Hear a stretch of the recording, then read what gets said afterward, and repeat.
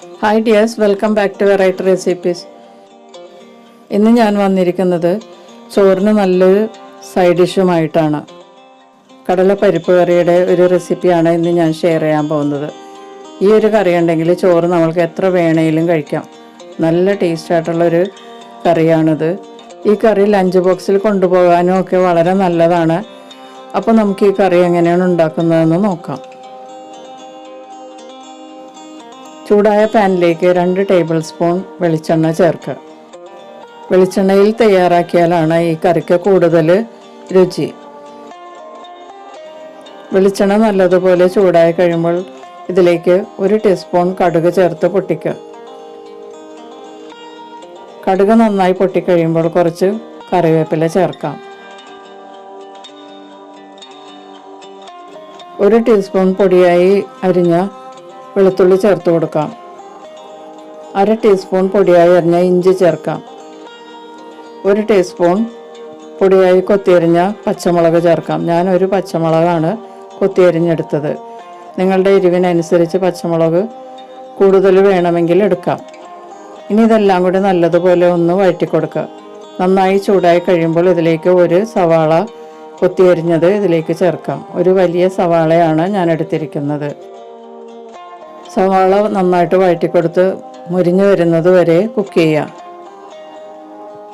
സവാളയുടെ നിറമൊക്കെ മാറി തുടങ്ങി മുരിഞ്ഞു തുടങ്ങുമ്പോൾ ഇതിലേക്ക് മസാലപ്പൊടികൾ ചേർത്ത് കൊടുക്കാം. 1/4 ടീസ്പൂൺ മഞ്ഞൾപ്പൊടി ചേർക്കാം. 1 ടീസ്പൂൺ കാശ്മീരി മുളക് പൊടി ചേർക്കാം. 1/2 ടീസ്പൂൺ കുരുമുളക് പൊടി ചേർക്കാം. പിന്നെ ഈ മസാലയ്ക്ക് വേണ്ട ഉപ്പും കൂടി ചേർത്തിട്ട് നല്ലതുപോലെ വഴറ്റി കൊടുക്കാം. പൊടികളുടെ പച്ചമണം മാറുന്നത് വരെ വഴറ്റി കൊടുക്കണം.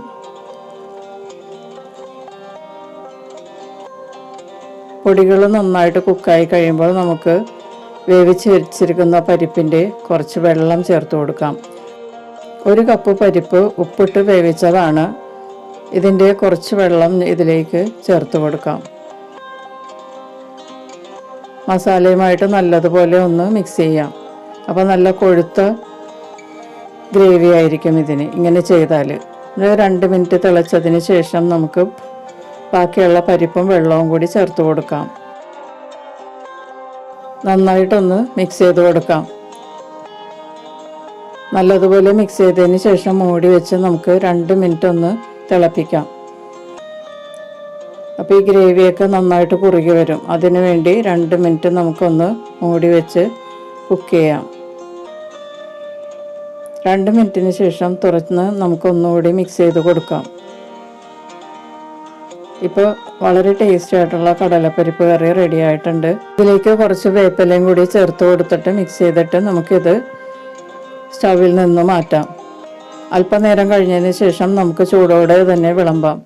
ഇത് തണുത്ത് പോകും തോറും ഇത് കട്ടയായി പോകും. അതുകൊണ്ട് നല്ല ചൂടോടെ തന്നെ ചോറിൻ്റെ കൂടെ ഉപയോഗിക്കുന്നതാണ് നല്ലത്. വളരെ ടേസ്റ്റി ആയിട്ടുള്ള ഈ പരിപ്പ് കറി എല്ലാവരും ഒന്ന് ട്രൈ ചെയ്ത് നോക്കുക.